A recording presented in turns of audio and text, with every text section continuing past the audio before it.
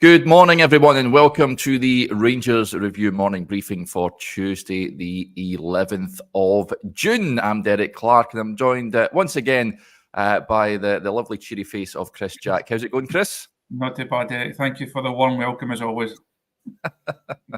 Yep. Before we get stuck into all things at Rangers, just a quick word for our podcast sponsors. You know the drill by now, folks. They're opening up a new Dunfermline showroom, and they've got a Vegas-themed launch this coming weekend.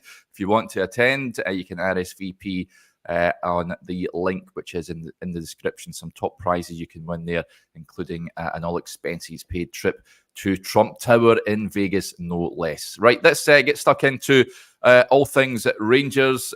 Before, obviously, transfers will take priority on today's show. But just as soon as we went off air yesterday, Rangers announced a couple more pre-season friendlies.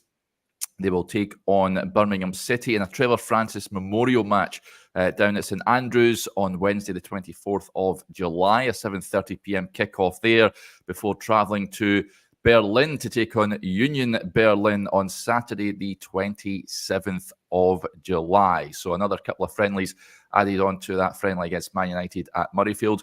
Two decent tests, Chris. They are. I got myself booked up for Berlin yesterday, thankfully, so I'll say it. Looking forward to that one. I've never actually been there, so we're looking forward to getting a look around the city. And as you say, I think it's a good test for Rangers. These games are all about putting as much minutes or as many minutes into the legs as possible, allowing the manager a bit of time to perhaps try out new things tactically, certainly to get new players bedded into the squad and the way of playing in. And it's obviously all gearing up to those, as we discussed yesterday on the briefing and on the member show, gearing up for those Champions League qualifiers and the start of a really important domestic campaign. The manager referenced it after the cup final a couple of weeks ago, potentially 9 games during that run in August. Rangers have to be ready for it. And I think it's good that they're putting these plans in place just to see what they can do during that pre-season campaign, because they have to hit the ground running. There's no second chances when you get to the Champions League. It's all or nothing in terms of finances on offer, and we know how important it is to make a quick start in the Premiership, because we know how difficult it was to make up the ground that was lost in the Premiership last season. So I think it's good that these games are coming into focus now. Obviously, there's some new signings that we'll come on to talk about as well, and there will be other games announced over the next few weeks or so, hopefully. So, no, definitely, pre-season is taking shape, but we're not that far away from the end of last season. I know everybody else is very much focused on the Euros at present, but I'm already looking forward to pre-season. I'm squad back in a fortnight time, and I say these games will then come thick and fast, and by the time you get to August, it takes care of itself, because there's just so much at stake during that first month of the new campaign. Yeah, the club will also head over to Holland on the 7th of July for a pre-season training camp, and ticket details for those two friendlies will be communicated in due course, Rangers say. So certainly 2 games to look forward to, and Berlin's a great city. You'll enjoy it, Chris. Absolutely cracking stuff. Right, let's talk transfers then, because Rangers announced the third signing of the summer yesterday. It was a lad that was linked, I think, a week or so ago, Clinton Nsiala, or Nsiala. I think it's Nsiala is how you pronounce it. Young French defender. He's been on the books of AC Milan, and now he's decided to turn down the offer of a new contract at La Rossoneri to join the Ibrox club. And he penned an emotional goodbye to his team on Instagram. He says, "It's time to say goodbye to this team. I'm doing it after 3 years of personal and professional growth. A team that became family and took me as a child and now leaves me as a man. A team and a coach who believed in me until the end. Speaking of coaching, Ignacio Abate, if I am what I am today, besides my feet and hard work, it's all because of you. You've always believed in me and continued to do so. Proud to wear the AC Milan shirt. Thank you for your support. Thank you to AC Milan. The journey continues." Hashtag Nzambi in control is what he ended his message with. Now, he has signed a pre-contract. He will team up with the squad on the 1st of July And Niels Coppin spoke yesterday, released a statement saying that we're excited to add a talented young player in Clinton to the squad. He joins as an exciting talent who we believe can develop and take his next steps under our manager, Philip Clement, and his staff. We look forward to welcoming Clinton to Glasgow as we continue to shape the squad ahead of the 2024-25 campaign. Listen, seems to have a good pedigree. Hasn't played for the senior setup, but just a young lad, Chris. Maybe it's mirroring the Calvin Bassey deal, perhaps, if he can have a successful career anywhere near as what Calvin had at Ibrox, then Rangers will have won a watch. They certainly will have, and if they can sell him on without getting too far ahead of ourselves, if there's a profit in it like that, then they'll certainly want to watch financially as well as football terms as well. I think he's a really interesting profile. He's not someone I'd be lying if I said I know every intricacy of his game and I know his strengths and weaknesses.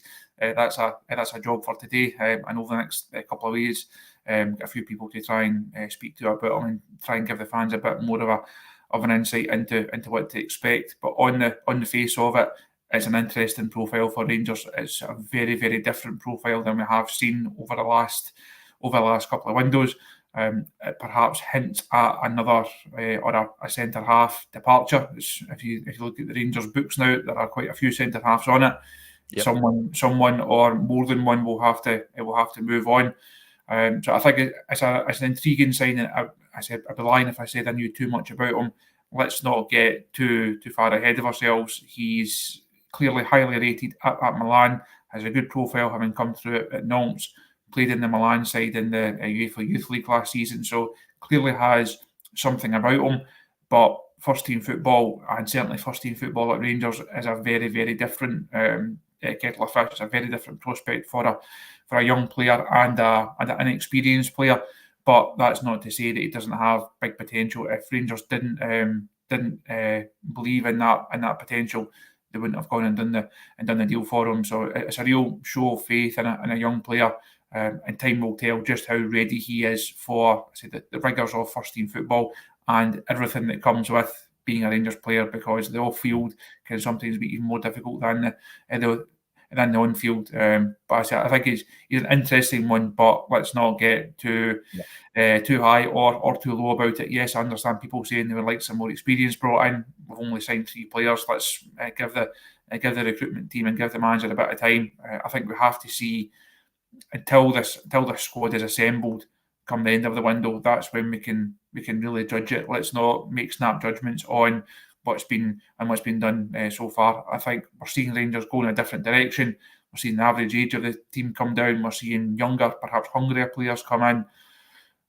Until we see the whole picture, until we see what squad Philippe Clement and Niels Coppin have actually put together, that's when we can then judge the window as a whole. But so far, it looks like there's a clear plan and a clear blueprint in terms of the transfer business, and it's certainly an interesting road for Rangers to be going down. Yeah, it certainly is. We're not getting too far ahead of ourselves, but the wonderfully named Borussia München Flapjack he says this is a great signing. Desai-esque is what he says. Well, not to put any pressure on the young lad, but there's a comment come in there. He says he's not turning down a contract at Milan to come and be a squad player at Rangers. So, he'll be itching to play. And as Chris touched on there, we do expect some outgoings in that central defence. Of course, Leon Balogun has signed that extension, and good to see Nsiala coming in to reinforce that backline, particularly given that Jose Cordoba knocked back Rangers to sign for Norwich City. But that one is over the line. He joins Shefty and Oscar Cortez in the building, and we're fully expecting Yusuf Kabadayi to become signing at number 4, Chris. It looks like it. I think this was one that we discussed a bit on the show yesterday, and we spoke about why Rangers have to strengthen in that forward area. We know the striker position is going to be a big talking point over the course of the window. Also, a lot depends on what happens with Cyril Dessers. Regardless of that, though, Rangers need Danilo to come back fit and firing. All reports and all word seems to be that he's over that injury. He's had a good rehab and he's ready to go for pre-season. Rangers still need to go and sign another striker. You're not going to get away with a Danilo who will take a bit of time and Dessers, who we've all got opinions and doubts and things over. So we do need another centre forward to come in, but I think the wide areas definitely needed reinforcement as well. So good to see Cortez being announced last week. I think Kabadayi fits another younger player who has slightly more first team experience than Nsiala, but still has to be tested at Champions League level, which is ultimately what Rangers are looking to aspire to. But he looks like a good profile. Should be another younger player with a lot to prove, but hopefully a lot of improvement in it as well. So again, I don't know huge amounts about him. Again, it's a job for this week to try and do a bit of digging on him. But from what I have seen and from what we've read, he also had an interview on him on the site over the last couple of days. It certainly sounds like it could be an interesting acquisition for Rangers.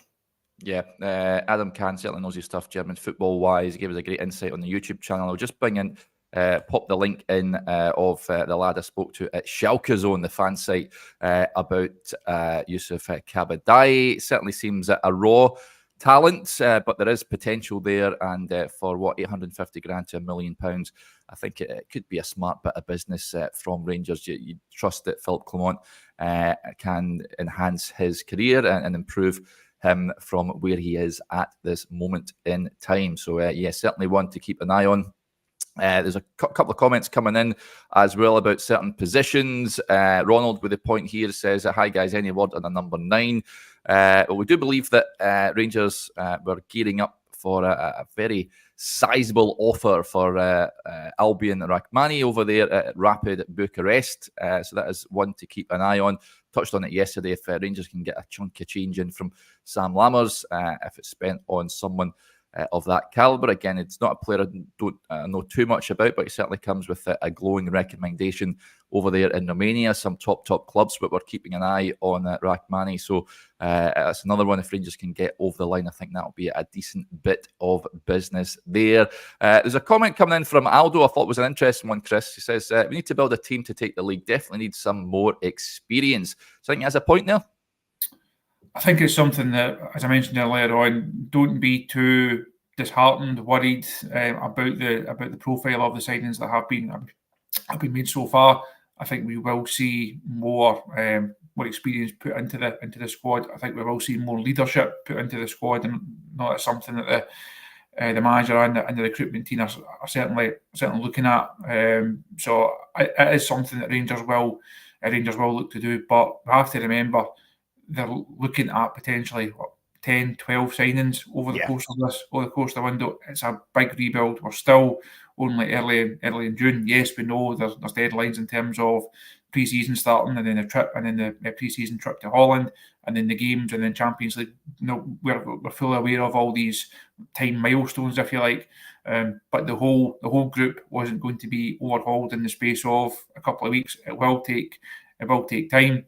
And I said I wouldn't get too worried about the profile of the ones that have been brought in so far. I said Kabadayi has played first team football, so he's not a narrow old pro that's got 500 games under his belt, but he does have some degree of first team football. Cortez, we know about, has had different experiences in different leagues, and has had time at Rangers to settle in. Nsiala is a different one. He's not a project player. I think that probably is a bit unfair on him, but he's of a different profile in terms of his age and experience. So there will be more experience. There will be more leadership. There will be players with more games under the belt brought into the club. So I think people just have to remember the time of year that we're at, and the scale of the work that's has to be undertaken over these next few weeks. Yeah, absolutely. So that is the latest with regards to that. Bit of news as well. You might have seen in the last 24 hours or so, as expected, in every transfer window, Ridvan Yilmaz is linked with a return back to his homeland. Besiktas with the latest club, of course, Gio now, the head coach there, that were considering making a move for their former player. But we believe that Rangers want to keep Ridvan, and he's happy at Rangers, doesn't want to go back there, Chris. No, Josh will have a piece on Ridvan on the site over the next couple of days. He's been working for a long time on that one. As you say, Derek, we do understand that Ridvan is not someone that Rangers are looking to sell, and he's not looking to move on. The phrase "reports in Turkey" was almost a daily occurrence during the January transfer window. You get the feeling it's going to pop up quite a lot over the next few weeks. Obviously, Barisic and Lundstrom, by all accounts, seem to be heading out there. The fact that Gio is now in at Besiktas, there will be links. Obviously, Tav was the first one. Tom Lawrence was rumoured yesterday. Ridvan is linked, I say, almost every day of every transfer window. But I urge people to get to have a read at the piece that Josh is going to have on the site over the next couple of days, and that will put a bit more detail into Ridvan's position, Ridvan's time at Rangers so far, and what the future could hold. So I'm not give too much away and go and burst it for you, but it's definitely worth a read. Yep, absolutely. Listen, I wouldn't be opposed to having Ridvan part of the squad next season. I think on his game, he's a very good squad player. He does contribute. The issue for me, Chris, is he's had his injury problems at Rangers. He's been out for lengthy periods of time. I think you've discussed it as well. If Rangers got a really attractive offer, they might be tempted to sell, but they're certainly keen on keeping Ridvan where he is. They've obviously brought Jefty in as well. Robbie Fraser, of course, poised to sign that new deal. So you'd imagine the left-back situation is pretty covered for now. It's not an area that you're going to be looking to bring in any other players unless a big money offer comes in for Ridvan. The Ridvan, we've had this conversation quite a few times over the course of the season. For me, that robustness is still my main concern. Is he physically capable of playing the number of games that Rangers require him to? Now, the fact that Hefty has come in, that gives him also a bit of backup, gives Rangers a new option on that left-hand side. Again, we spoke about Burner moving on and why it was the right time for him and why it was the right time for Rangers. So I think Hefty, again, good profile and exciting talent, hopefully coming into the club. But you would imagine if Ridvan is here, he starts the season as first choice, because we will have to give Hefty that time to settle into the club and settle into the squad and the city and everything that goes around it. So Ridvan, if he's here, should be your first choice. But you then look at the guy that played on the other side for the last several seasons. Is he able to be as robust as James Tavernier has been for Rangers? That's always my fear for Ridvan. There seem to be suggestions that the club have been working on that, and that they are fully, they do have a plan to not combat that, but to try and help Ridvan through some of those issues. There's been a lot of change of manager since he come in.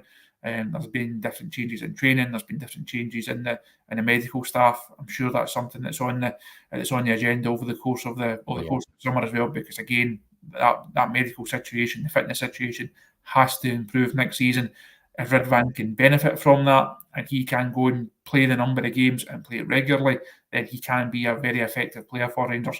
That's not to say he's perfect, not to say he doesn't have mistakes in him, but I think he's at the level he can be a good player as long as he can play the number of games. Any player who's not playing games, ultimately, you're no use to the squad. Millions of pounds spent on players last season that were not able to get on the pitch and play their part. If Ridvan can play his part, I think he can be effective. But I know that there are people who are big fans of him. Some people are slightly more wary of him. I remain to be convinced exactly. But if he goes on and he proves me wrong, and he can play the level of game every single week and do your Premiership and then into your European games and back to the Premiership, if he can handle that next season, then I think Rangers do have a good left back on their hands. Yep. Ali Filitelli has his say on Ridvan. He says, when he's fit, if he keeps fit, we don't have time for ifs and maybes. He's injury prone. Get our money back and move on. So he's nailing his colours to the mast there. Just on the medical side of things, good to have Big Phil tuning in from his Scottish holiday. He says Dujon Sterling will be working in the medical team next season. So that is a good bit of information there. And just staying with Sterling, Alan with the point says, do you think Sterling has played it right back this season? I would love to see him central defensive midfield. He was brought in as a right back. If Tav is to leave this summer, then I would imagine Dujon Sterling would be the bona fide first choice right back. I think he will only be played in the centre of the park, Chris, if injuries dictate or the suspensions or what have you. I think that's right, Derek. I think a lot depends on the future of James Tavernier. If he's someone that moves on, I think you'll see Sterling move into that right back position. He will be, I think, a different type of right back than Tav has been. I don't think we'll see him contribute the same number of goals and same number of assists and play in the same way that Tav has for a number of seasons now. But I think you will see. I think that's the natural move. If Tav was to leave, we'll see Sterling in that right back place. I think it's an important season for him to not nail down one position, but to be less of a guy that fills in. I know it's become something of a running joke, and there's a comment there about him filling in the medical team. There's comments about him becoming the new chief executive after James Bizzove left. Yes, it's good to have players that are that flexible and that can play in a number of different positions.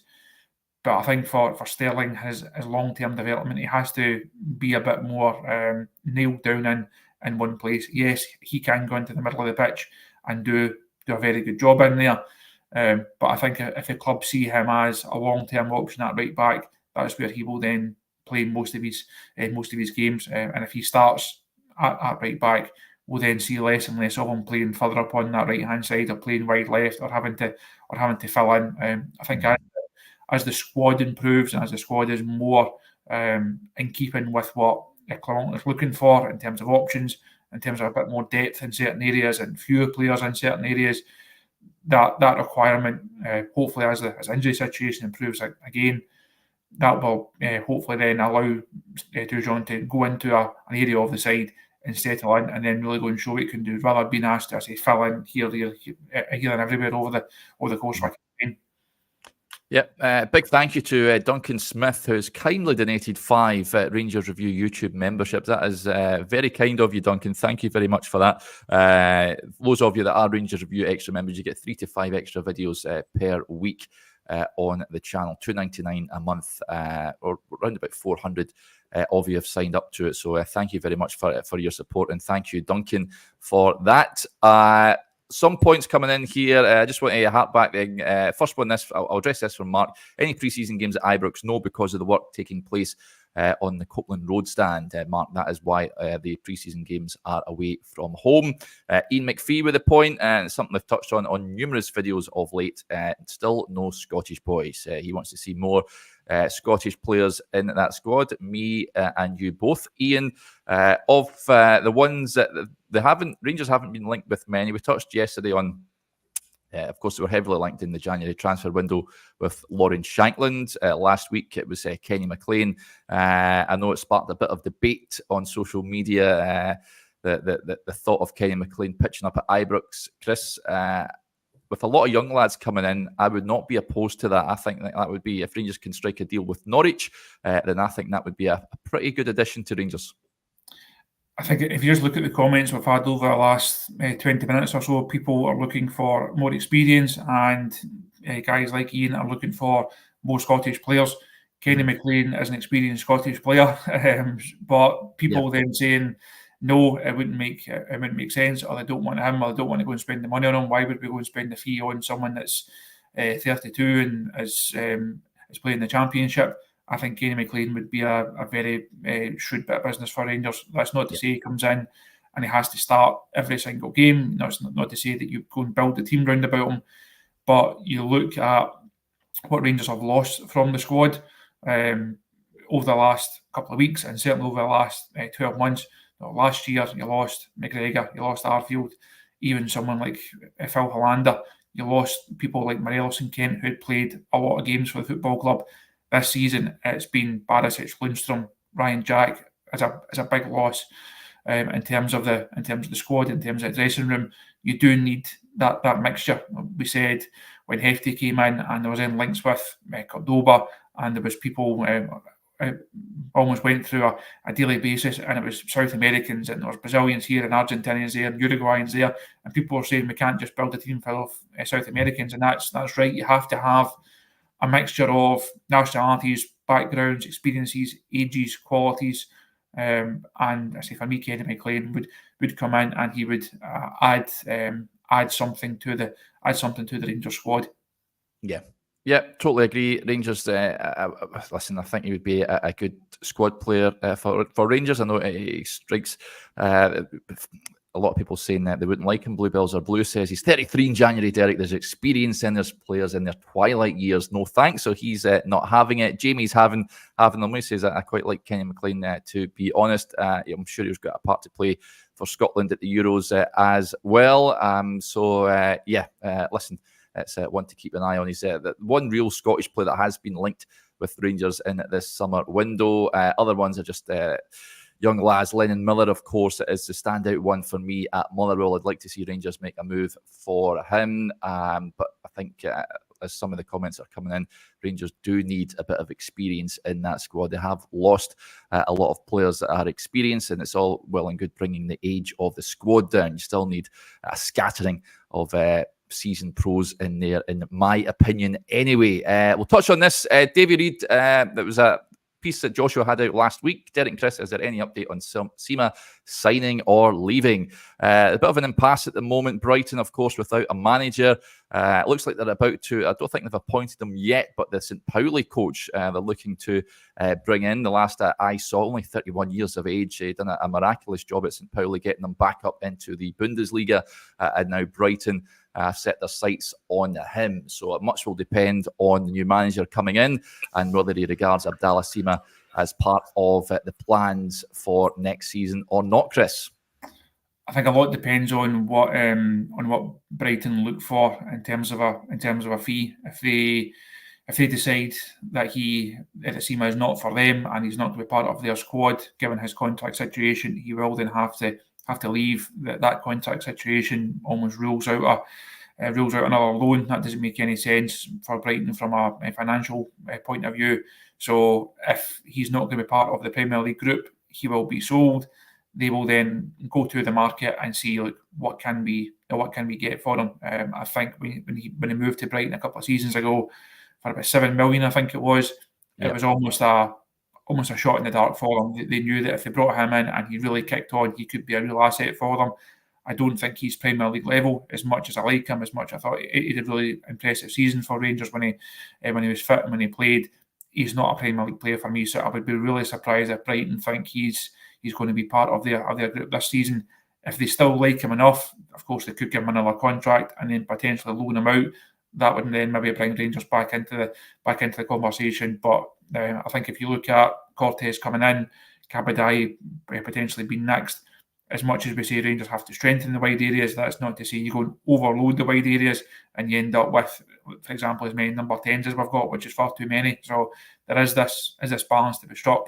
Money will be spent on players as and when required. I think a lot comes down to what Brighton want and how much Rangers think Sima is actually worth. So if it made financial sense, I would have him back. Would I bust the bank for him? Probably not. Yeah.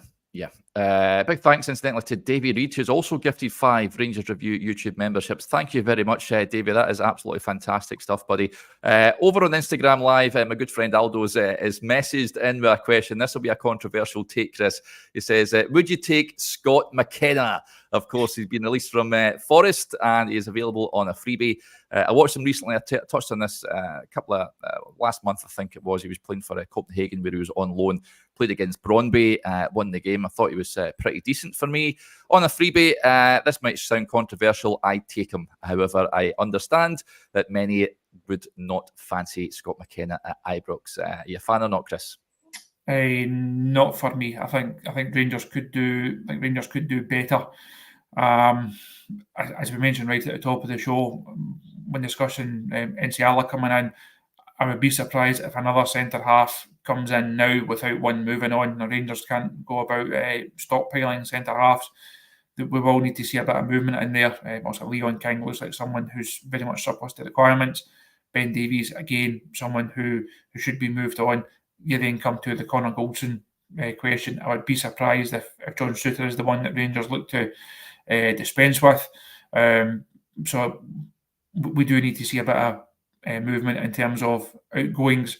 I would be surprised if McKenna is one for us. I think he's a decent championship level player. I think he'll be on decent money at Forest. Not convinced that's one that ticks a lot of boxes for Rangers. Yeah, listen, I can see him doing well at a number of clubs.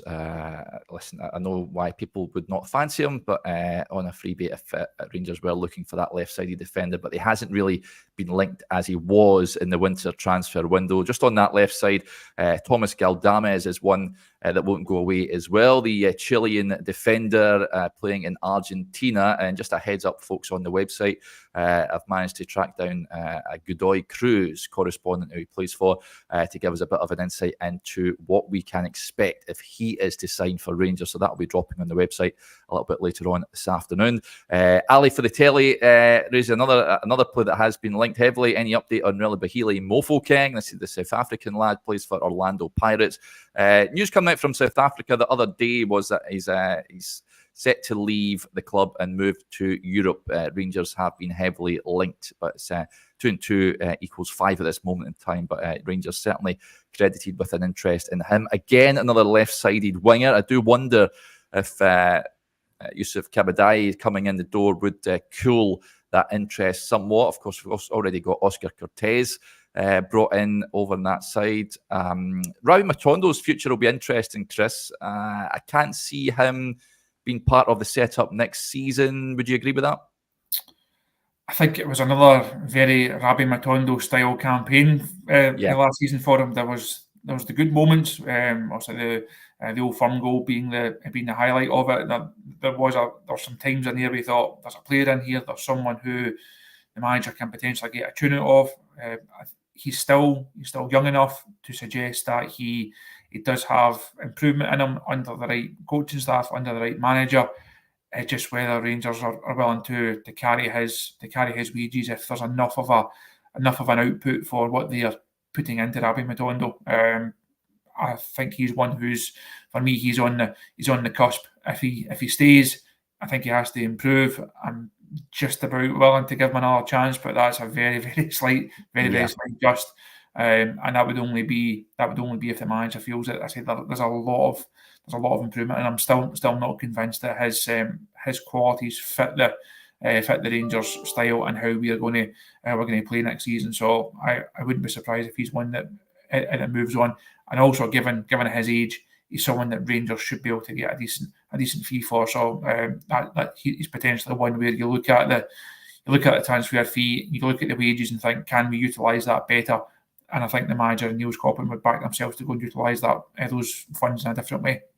Yeah. Right, folks, that'll do us there. I just had a quick glance at Rangers' Twitter feed just in case there's been any signings announced before we go off air. But thankfully, there's not one. We are expecting more activity, of course, in the coming days and weeks, but no exclusive on the show this morning. That'll do us there. Thank you to each and every one of you for interacting with the show as ever. Big thanks to Duncan and Davey for gifting the memberships. In fact, Bluebells Are Blues got in touch as well. He's gifted 10 Rangers Review membership. This is unbelievable this morning. So thank you very much, guys, for your generosity. That is incredible stuff. So yeah, go and take advantage of the guys gifting those Rangers Review memberships. We did a video yesterday, myself and Chris, just on the Champions League criteria that Rangers will have to meet ahead of those 2 huge qualifying games coming up next month, next July, August time, isn't it, Chris? The Champions League qualifiers begin in August. Yes, the draw for the third qualifying round is the 22nd of July. So that's when Rangers will find out who stands in their way in that first round. And again, as we outlined on the membership show yesterday, those first 2 rounds, the third qualifying round, playoff round, and that hopefully, potentially, maybe gets us into this new look Champions League. Yeah, absolutely. Right, folks, thank you as ever. We'll speak to you again tomorrow. Stevie's joining me on tomorrow's show. So until then, enjoy the rest of your Tuesday. Bye for now.